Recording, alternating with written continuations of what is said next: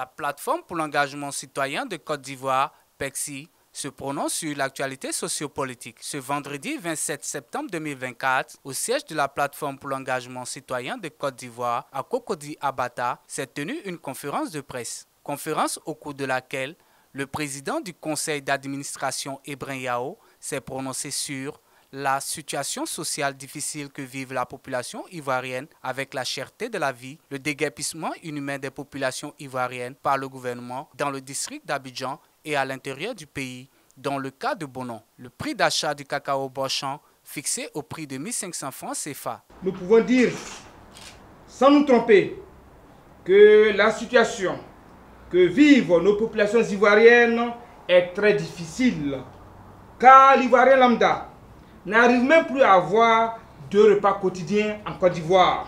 Tout est devenu cher aujourd'hui sur nos marchés, à commencer par les produits de grande consommation et de première nécessité. Le mal qui ronge notre pays, la Côte d'Ivoire, au plan social, est tellement profond que nous nous posons une seule question. Nos gouvernants actuels vivent-ils les mêmes réalités que nos populations ivoiriennes? La question est posée. Au regard de nos différents constats et observations sur les dires de certaines hautes personnalités du pouvoir RHDP qui ne cessent d'affirmer matin, midi et soir que la Côte d'Ivoire va bien, nous disons à tous ceux qui disent que la Côte d'Ivoire va bien d'avoir pitié. Oui, nous leur demandons d'avoir pitié des Ivoiriens qui les écoutent et surtout de retenir ceci. Il y a beaucoup de hauts cadres qui ne sont ni militants ni partisans de partis politiques qui les écoutent. Mesdames et messieurs les journalistes, quel regard porte la grande majorité de la société civile ivoirienne sur les déguerpissements dans le district d'Abidjan et celui de certains villages de l'intérieur, tels que Bonon, en ce qui concerne la plateforme des 36 organisations de la société civile ivoirienne que nous présidons. Notre amertume est grande et nous partageons la déception de nos populations ivoiriennes qui se sentent abandonnées et dont certaines ont tout perdu au cours de ces différentes opérations de déguerpissement. Et ce qui est plus surprenant dans cette affaire est qu'après destruction des maisons et autres biens, le même gouvernement envoie des émissaires pour aller dire Yako, demander pardon, faire des dons de sacs de riz, de bidons d'huile et des promesses pour apaiser la colère grandissante de ces populations. Notre analyse est sans équivoque. Oui, mesdames et messieurs, notre analyse est sans équivoque.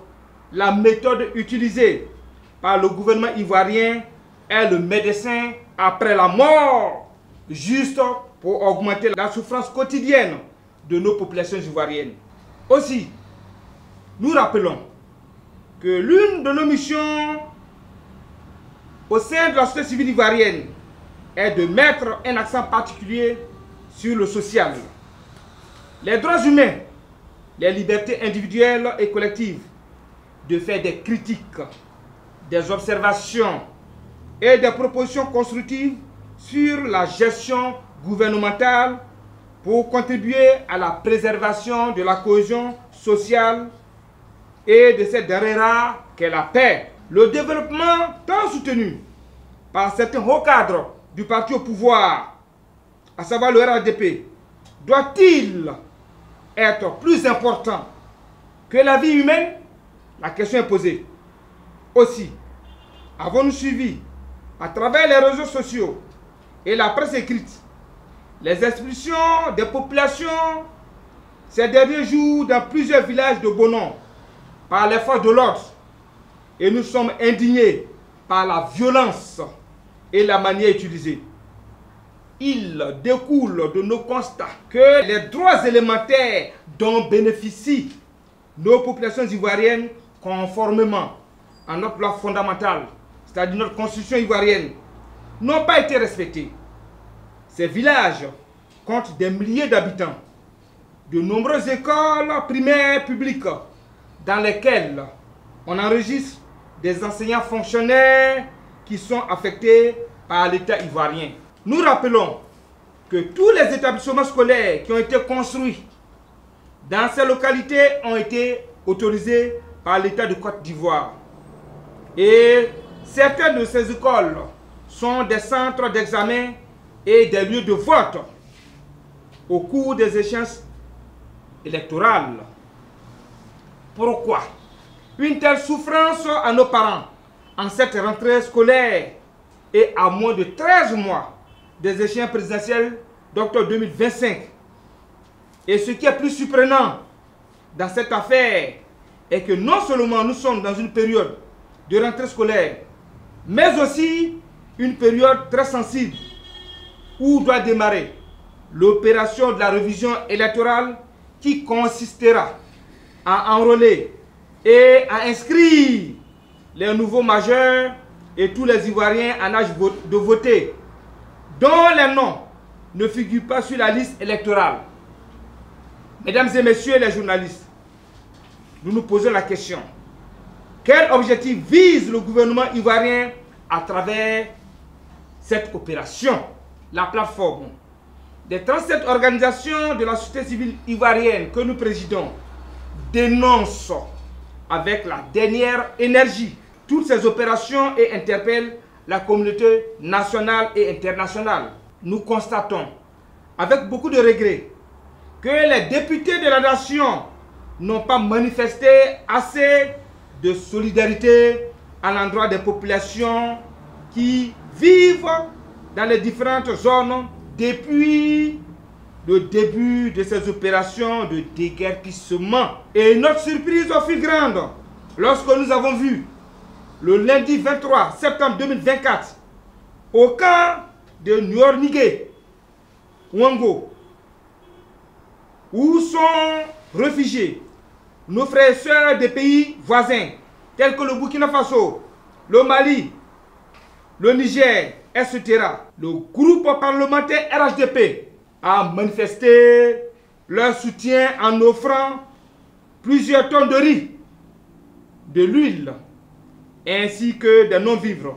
Alors, pourquoi n'ont-ils pas manifesté cet élan de solidarité dans les différentes communes et villages où il y a eu des opérations de déguerpissement en tant que député de la nation?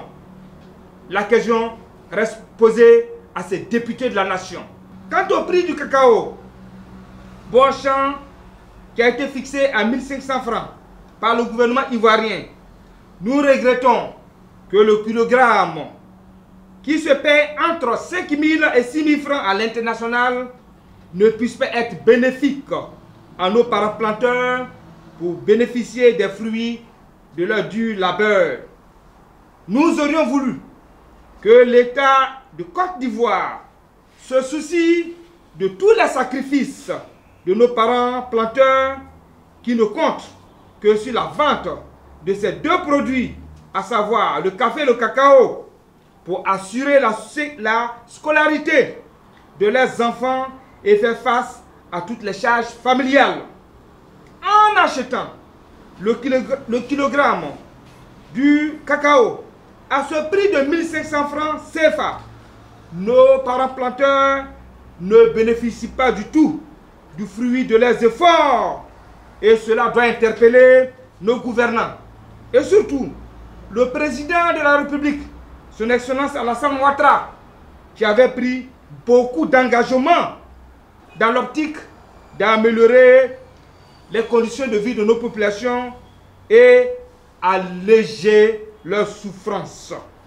Nous aurions voulu que l'État de Côte d'Ivoire achète un minimum de 3 000 francs CFA le prix de kilogramme du cacao, comme je l'ai dit, pour aider nos parents. qui ont tout donné à la Côte d'Ivoire et qui croupissent aujourd'hui sous le poids de la misère.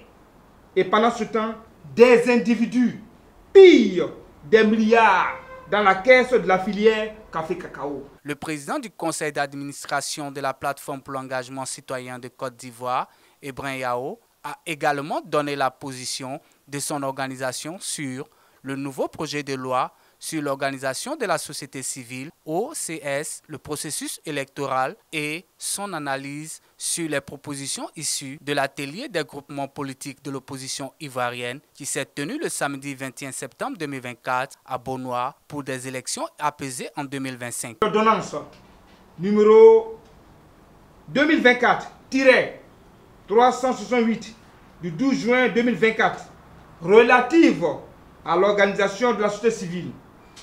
Contrairement, je dis bien, contrairement à tout ce qui se raconte par les auteurs qui ont proposé ce projet de loi et dans lequel il est mentionné au paragraphe 5 de la page 1 de l'exposé des motifs que ce projet de loi relatif aux organisations de la société civile OSC a bénéficié dans sa rédaction du concours des différentes organisations de la société civile ivoirienne.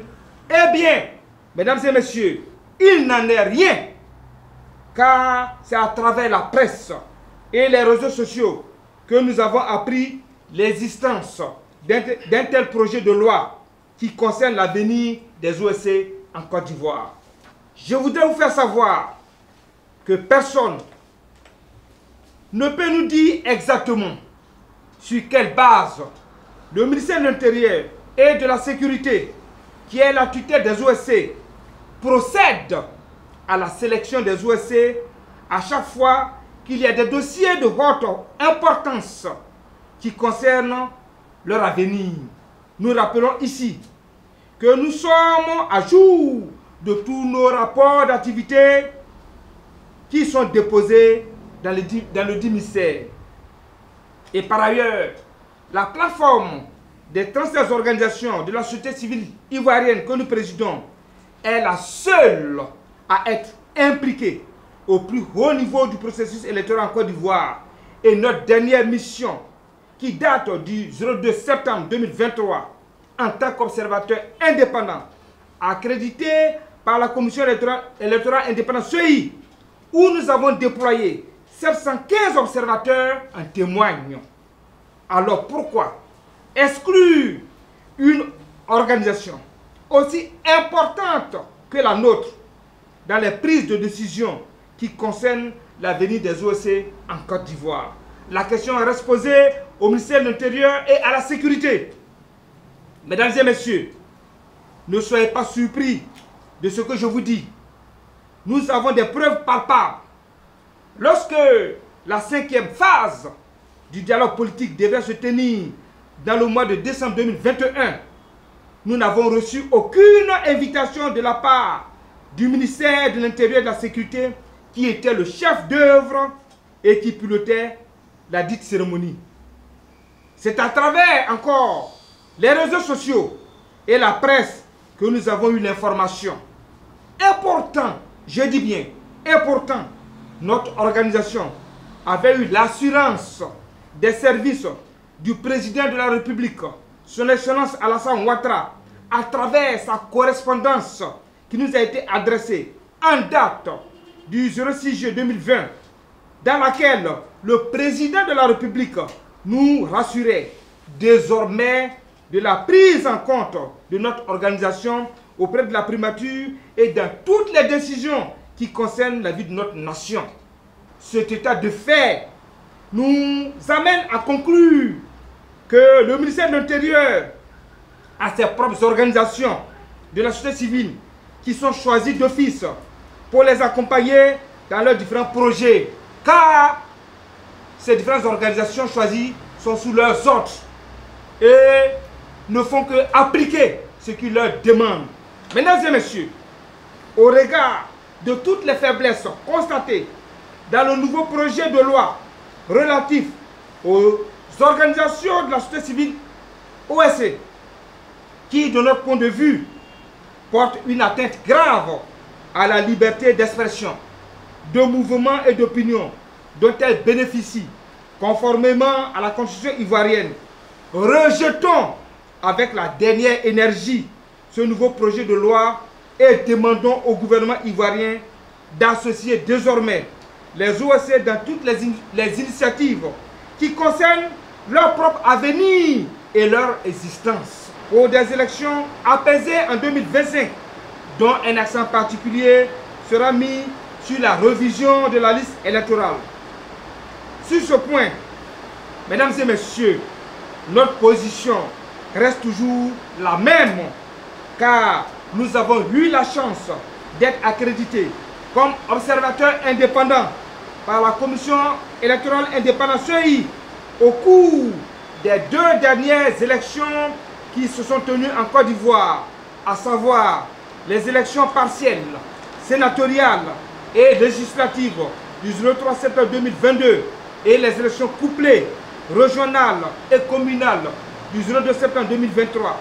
Et au cours de notre dernière mission, nous avons déployé, comme je l'ai dit tantôt, 715 observateurs pour couvrir les 31 régions et districts de la Côte d'Ivoire dans l'optique de cerner toutes les forces et faiblesses du processus électoral en Côte d'Ivoire.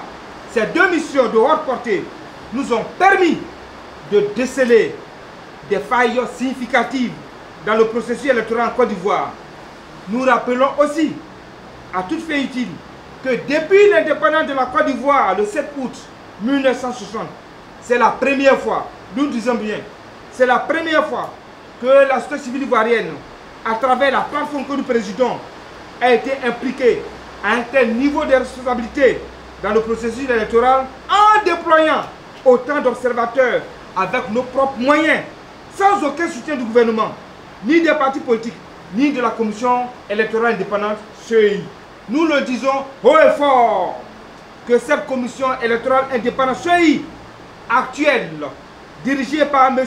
Coulibaly Quibé Ibrahim et son équipe, ne peut en aucun cas organiser des élections transparentes, crédibles, ouvertes à tous et qui ne souffriraient d'aucune contestation au regard de tous nos constats et observations depuis son existence.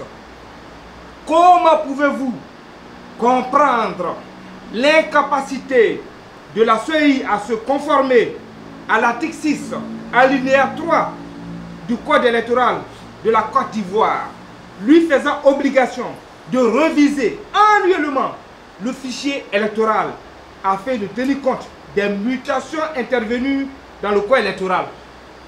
Malheureusement, nous disons bien malheureusement, nous constatons, comme tous les Ivoiriens, que M. Coulibaly Quibé Ibrahim et son équipe n'ont jamais respecté le code électoral en vigueur. En conséquence, ce code électoral ne peut demeurer en l'état et estimons que sa révision et sa refonte s'avèrent absolument nécessaires pour garantir des élections apaisées en 2025. Nous estimons aussi que toutes ces précautions s'imposent pour prémunir la Côte d'Ivoire de la violence politique devenue presque une tradition à chaque échéance électorale, tant présidentielle que locale en Côte d'Ivoire. Mesdames et messieurs, comment pouvez-vous comprendre qu'une commission électorale dite indépendante et la majorité des membres de la commission centrale, les présidents des centres et bureaux de vote, comme militants actifs du parti au pouvoir, le RADP, et 2 à 5% des militants des partis politiques d'opposition ivoirienne. Où se trouve son indépendance, mesdames et messieurs? La question reste posée à toute la Côte d'Ivoire.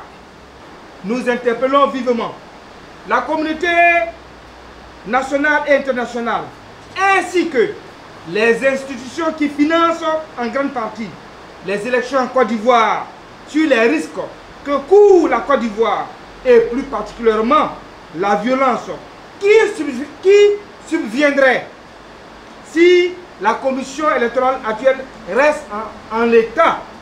Oui, la grande majorité des Ivoiriens refute, je dis bien, la grande majorité des Ivoiriens refute cette commission électorale dite indépendante.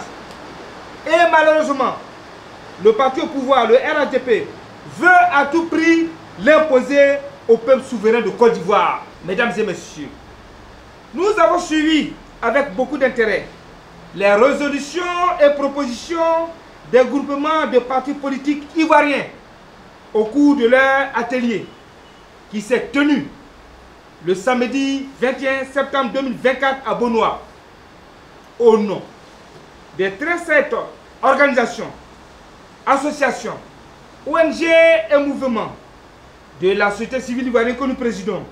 Nous tenons à les féliciter vivement. Je dis bien, nous tenons à les féliciter vivement pour leur sens de responsabilité devant l'histoire, d'avoir pris l'engagement de donner une chance au dialogue inclusif tant souhaité par la grande majorité de nos populations ivoiriennes. Nous nous félicitons également pour cette volonté ferme des groupements politiques de l'opposition ivoirienne de parler d'une seule voix en faisant des propositions consensuelles et constructives au gouvernement dans l'optique de trouver des solutions aux problèmes cruciaux qui minent le processus électoral en Côte d'Ivoire depuis ces 20 dernières années. Mesdames et messieurs les journalistes, chers invités, au regard des 8 thématiques validées au cours de l'atelier des groupements politiques qui s'est tenu à Bonois le samedi 21 septembre 2025, je reprends. Mesdames et messieurs, au regard des 8 thématiques validées au cours de l'atelier des groupements politiques qui s'est tenu à Bonois le samedi 21 septembre 2024 et qui prend en compte les différentes propositions et recommandations des conclusions de nos 2 missions d'observation des 2 dernières élections qui se sont tenues le 03 septembre 2022 et le 02 septembre 2023 en Côte d'Ivoire. Ainsi, la plateforme des 37 organisations de la société civile ivoirienne que nous présidons, soucieuse de la nécessité d'avoir des élections apaisées, crédibles, transparentes, ouvertes à tous et qui ne souffriraient d'aucune contestation en 2025, et dans un souci permanent de préserver la paix en Côte d'Ivoire, endosse, je dis bien, endosse en toute responsabilité toutes les recommandations ci-dessous de l'atelier des groupements politiques. 1. La révision du code électoral. 2. La réforme de la CEI. 3. La révision et la refonte de la liste électorale. 4. La révision du découpage électoral. 5. La sécurisation du processus électoral. 6. Le financement des élections. 7. La communication, à savoir un accès équitable aux médias d'État de tous les groupements politiques et la société civile. Pour l'instant, nous constatons avec beaucoup de regrets, ce n'est pas le cas. 8. Les réformes constitutionnelles induites. Au regard de ce qui précède, nous faisons un plaidoyer auprès du président de la République, son Excellence Alassane Ouattara, car nous estimons qu'il doit inscrire son nom en lettres d'or sur une pierre pour les générations futures. Oui, nous devons apprendre à nos enfants et petits-enfants que c'est sous sa gouvernance qu'il y a eu pour la première fois dans l'histoire de la Côte d'Ivoire l'organisation d'élections présidentielles apaisées, crédibles, transparentes, ouvertes à tous et qui ne souffriraient d'aucune contestation en 2025. Aussi, invitons toutes les organisations de la société civile ivoirienne soucieuses de préserver la cohésion sociale et cette denrée rare qu'est la paix à se joindre à nous pour jouer pleinement le rôle qui est la nôtre en ce moment crucial de la lutte pour des élections apaisées et sans violence en 2025.